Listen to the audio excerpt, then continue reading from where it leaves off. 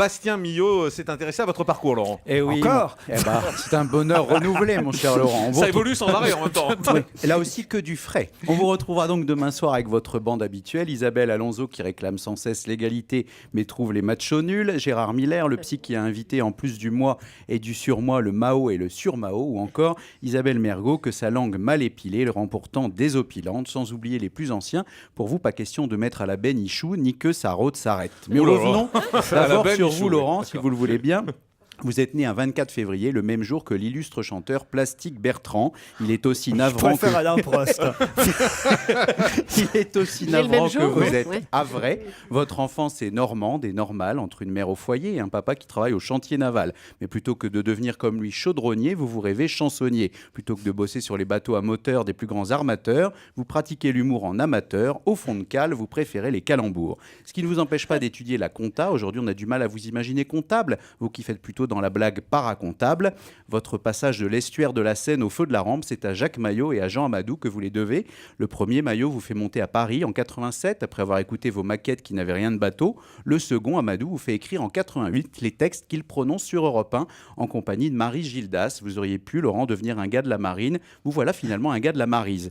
Autre personnage important dans votre parcours, Jacques Martin, qui vous offre de jolis débouchés dans Un siphon fond où vous ne plombiez pas l'ambiance. Et en 91, c'est à la radio avec Rien à cirer que vous déversez votre humour acéré. En 99, avec Europe 1, vous vous oxygénez en créant On va se gêner. Avec vos fidèles complices, vous vous êtes imposé comme un vrai chef de bande FM. Et on vient de le voir, hein, en plus de la radio, Laurent est omniprésent à l'écran. Et oui, Laurent, vous souffrez un peu de boulomie, vous n'arrêtez jamais de Boulomie. bosser. En semaine, vous jouez les dénicheurs dans On ne demande qu'à en rire. Quand les sketchs sont mauvais, vous n'hésitez pas à les étrier. Mais pour les bons, c'est direct le pied à l'étrier. D'ailleurs, en devenant le producteur de Michael Gregorio de Gaspard Proust, vous avez déjà montré que vous saviez déterrer des pépites et récolter au passage des pépettes.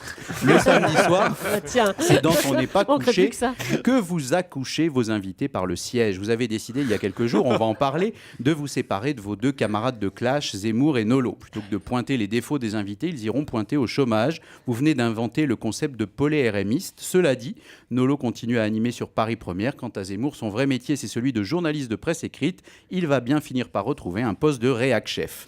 Un mot enfin pour rappeler vos pièces de théâtre à succès. La dernière à avoir rempli les salles, c'est Parce que je la vole bien, inspirée de l'affaire Bettencourt. La propriétaire de la célèbre marque de produits de beauté vous a inspiré une pièce au débeauté. Et pour trouver le temps d'écrire aussi rapidement une pièce sur Bagné et sa proie, ça a dû être La Croix et la Bannière. Et au final, Bastien, quel regard portez-vous sur la carrière de Laurent Ruquier ? Eh bien, Laurent, vous êtes un hyperactif qui, tout en étant partout, réussit à ne pas lasser le public. Le vrai secret, c'est sans doute que vous qui n'oubliez jamais de vanner, vous n'oubliez jamais d'où vous veniez. Même en étant tous les jours à la radio et à la télé, vos origines sont modestes et vos valeurs sont intactes. Vous êtes plus saltimbanque que compte en banque. Merci beaucoup, Bastien Millot. Merci, c'est gentil.